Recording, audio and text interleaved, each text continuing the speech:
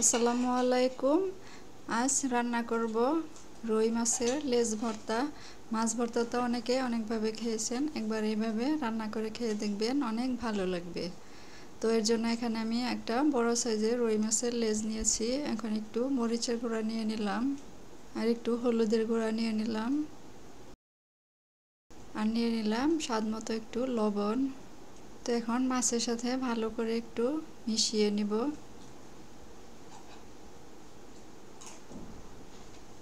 তো ভালো করে উল্টিয়ে পাল্টিয়ে ঘষে ঘষে মাছে মশলা ভালো করে মেখে নিব। তো ভালো করে মেখে নিয়েছি, এখন এক সাইডে রেখে দিব।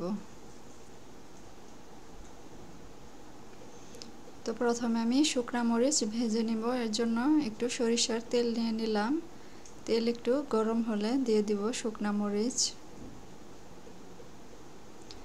ঝালটা কম বেশি করে নিতে পারেন, মরিচটা আপনারা চাইলে আরও বাড়িয়েও নিতে পারেন।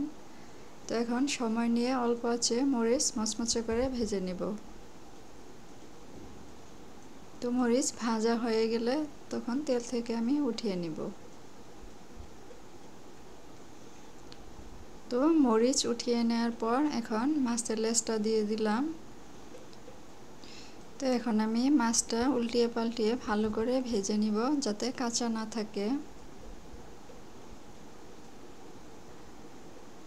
তো মাছ উঠিয়ে নিয়েছি, কিছুটা ঠান্ডা হলে মাছ থেকে কাঁটাগুলো বেছে ফেলে দিব। আর এখন ওই একই প্যানে আমি আরও একটু সরিষার তেল নিয়ে নিলাম। এখন দিয়ে দিচ্ছি কিছু রসুন কুচি, আর দিয়ে দিচ্ছি কিছু পেঁয়াজ কুচি। রসুনের থেকে পেঁয়াজের পরিমাণটা একটু বেশি দিবেন। তো এখন নেড়ে চেড়ে ভালো করে পেঁয়াজ রসুন ভেজে নিতে হবে। আপনারা চাইলে এই ভর্তাটা কাঁচামরিচ দিয়েও করতে পারেন।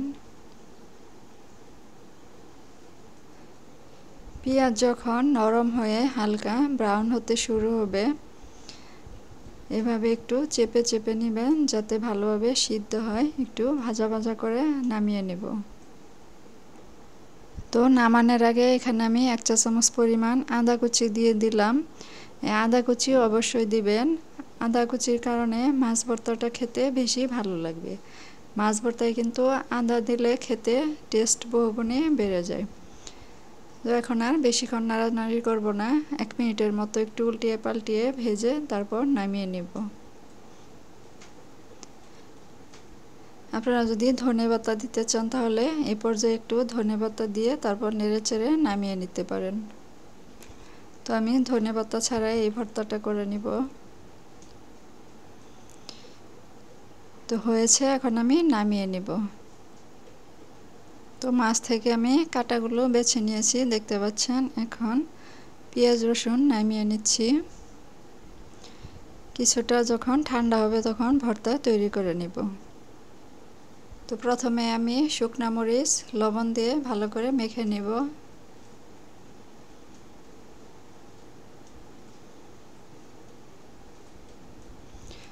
আমার রেসিপি ভালো লেগে থাকলে প্লিজ একটি লাইক দিতে ভুলবেন না, আর চ্যানেলে নতুন হয়ে থাকলে চ্যানেলটি সাবস্ক্রাইব করে পাশেই থাকবেন।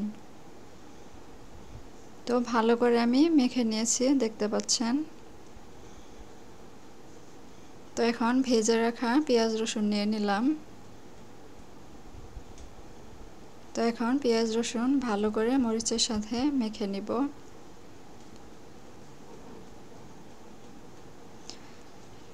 তো পেঁয়াজ রসুন মেখে নেওয়ার পর এখন কাটা বেছে রাখা মাছগুলো নিয়ে নিলাম। তো এখন সব কিছু ভালো করে মেখে নিব।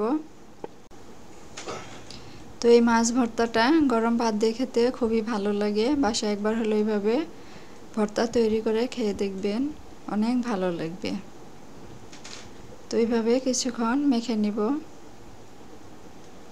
তো কিছুক্ষণ মেখে নেওয়ার পর এখন এখানে আমি একটু কাঁচা সরিষার তেল দিয়ে দিলাম। তেল দিয়ে এখন আবারও ভালো করে কিছুক্ষণ মেখে নিব। আমার ভিডিওগুলা শুরু থেকে শেষ পর্যন্ত দেখার অনুরোধ রইল। তো আমার ভর্তাটা হয়েছে, দেখতে পাচ্ছেন। আপনারা চাইলে ছোট ছোট বল করেও সার্ভ করতে পারেন। তো আজকের মতো বিদায় নিচ্ছি। আল্লাহ হাফেজ।